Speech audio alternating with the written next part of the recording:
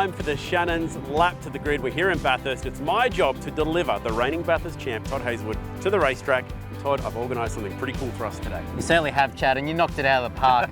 Ford Sierra Cosworth RS, low mileage, in jet black. It looks beautiful. Can't wait to get behind the wheel. It's almost a shame the drive is very short between here and the racetrack, but the good news is, you're driving, brother. Let's go. Perfect. Let's grab the keys and go.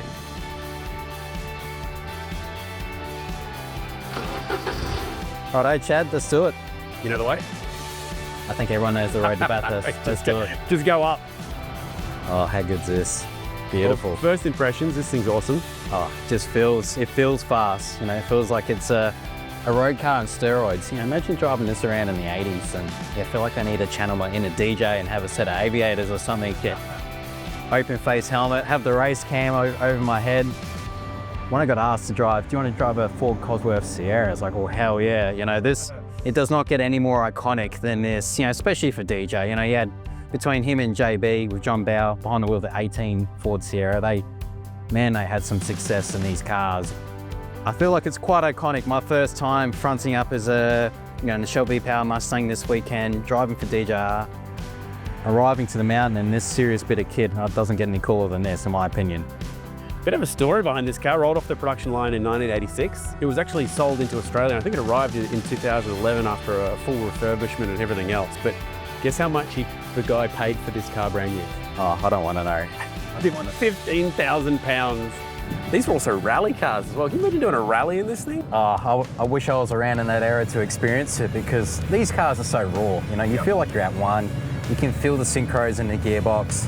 You can feel the boost wind up. This is a proper, genuine, low mileage car. So probably safe to say it's had a fast life with not many miles, or it's been well preserved, which looking at the state of condition of this car, this thing is an absolute gem. Yeah, we actually popped the bonnet before and just checked out underneath, and yeah, it's got the red Tapper covers on it, the iconic Cosworth colours. Yeah, I've got flashbacks in my mind, you know, the iconic gold rims on the Shell Sierras, you know, that high boost sound, a little bit of turbo boost, black soot coming out the side of the car with DJ up on the wheel, bouncing in the seat. On the grid as well, and you just be this sea of just black smoke from the Brock Sierra, the Seaton Sierra, the Johnson Sierra. How do they drive these things in the wet with that amount of boost? I'll tell you what, I dip my hat to those boys back in the day. They weren't boys, they were serious men. And you definitely fall under that category of hardcore car guy. Yeah, exactly. I love my cars. You know, I'm still, I'm not going to lie, I've got Fords at home. I've got an XC Falcon wagon and been restoring a Mark I Ford Zephyr for a long period of time now. And it's part of my DNA, I guess. I grew up around classic cars as a kid. Used to go to the Colin Grove Hill Climb almost every second weekend and just being around old cars. And I love working on cars. I love the history of the cars. I love the progression. Like you think, this is a top of the line. Almost if you could buy a race car off the factory floor, this is what it was like in 1986. And I love it. I love the simplicity. It just feels fast when you get behind the wheel on something like this, and it's a road car, which is even cooler. A lot of people, because Brock drove the Sierra, and it was really the only Ford, obviously, he ever drove, being a Holden guy forever. But people sort of excuse it because it was a Sierra, you know what I mean? Like it wasn't a V8 Ford, so it was sort of okay. Yeah. The fact that it wasn't tagged as a Ford Falcon, I guess, maybe. And as you said, didn't have the iconic V8 that we're synonymous with in supercars now. But to think that a mighty 4-litre turboed, short wheelbase Ford Sierra was the king of the mountain. Well, here we go, mate. Mount Panorama Motor Racing Circuit. Ta-da!